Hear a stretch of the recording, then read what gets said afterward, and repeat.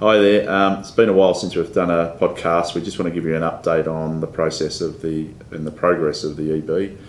As you know, we reached an agreement with the new government on the 20th of December.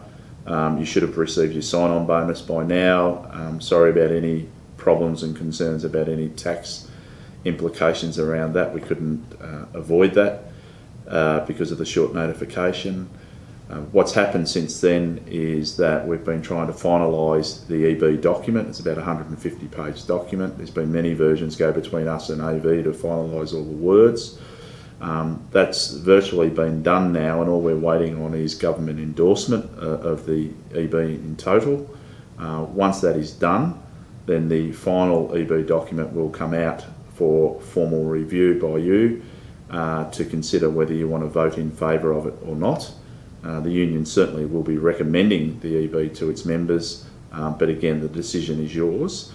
So you'll get a 7-day period to review the document, and then the Electoral Commission will conduct a ballot of a yes-no vote of whether you're in favour of it to accept it or not in favour of it. And as I say, we'll recommend it to our members that you vote in favour of that agreement. We're hopeful that that voting process will be completed by the end of March, maybe very early April.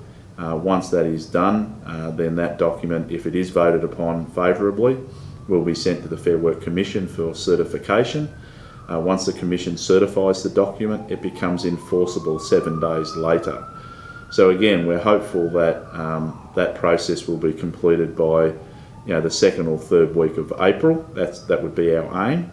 And as soon as that is done and it becomes enforceable, then you'll start to receive the new wage increases and the back pay back to the 1st of January 2015.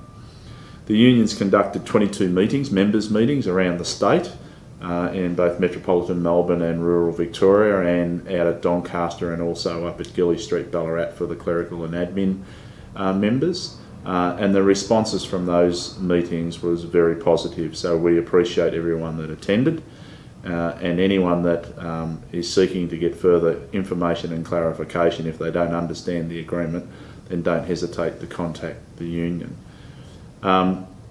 We've already started commencement on working with AV and having meetings with AV about preparing for the work value case.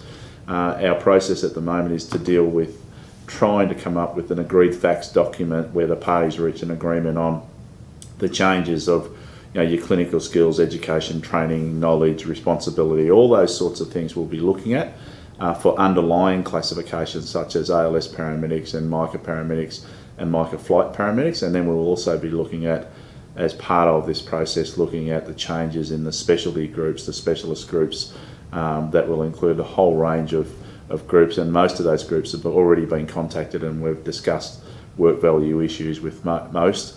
We've still got to have some meetings with some of the groups, such as the roster department, and some of the groups that will be covered will be the CSOs, team managers, DMs, CSPs, RevCom, paramedic educators, clinical instructors. All of those specialty type groups we'll be looking at for whether there's any further additional items that would need to be dealt with as part of their particular area of work.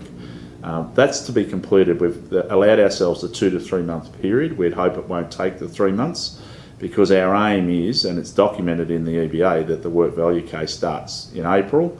It's not likely to start in April, but that's our aim. So we're probably better off to say it's more likely to start in May. We would hope that it doesn't take too long.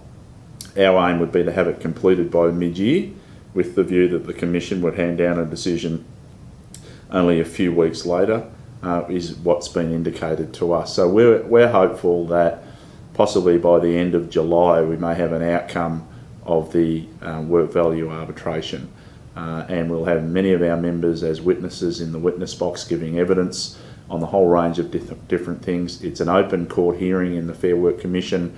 We'll inform our members of the dates, so people will be invited to come in and watch the proceedings in the Commission when it does happen, and it's worthwhile in doing so. We'll also inform you when we find out from the Electoral Commission the dates of when you'll start to receive, when the ballot opens, when you'll start to receive ballot papers, and also when you need to have those ballot papers back by for the closing of the vote.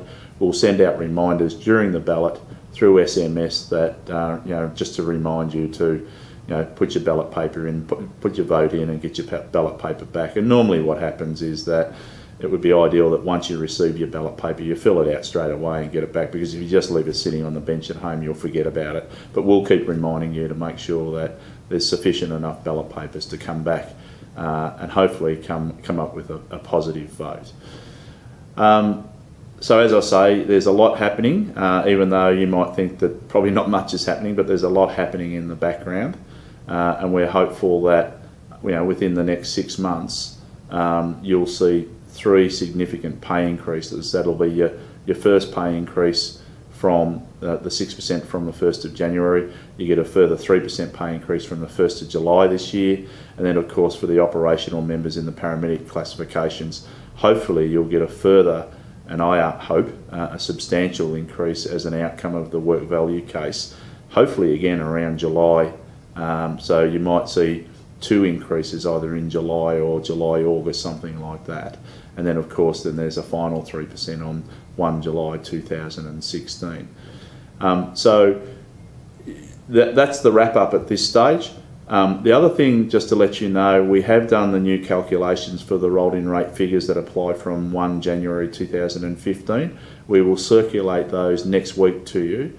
We've finalised that with AV only this week, and we'll put them out in a bulletin so people can see what their new rolled-in rate of pay will be, which was applicable from the first pay on or after the 1st of January. So you'll get those figures next week, which will help to work out what you think that you'll get in the way of back pay.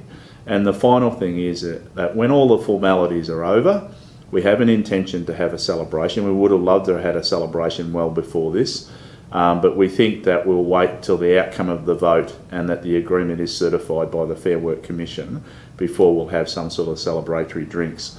So watch this space. We'd expect quite a high number to attend the celebration. It might be the last Code Red event. Entry might be that you have to wear a Code Red t-shirt. We don't know yet. We'll formalise it all for you and let you know. But it will probably be sometime either towards late April, but we'll keep you informed about that. So thanks, and if you've got any concerns, give the union office a call. Thanks very much.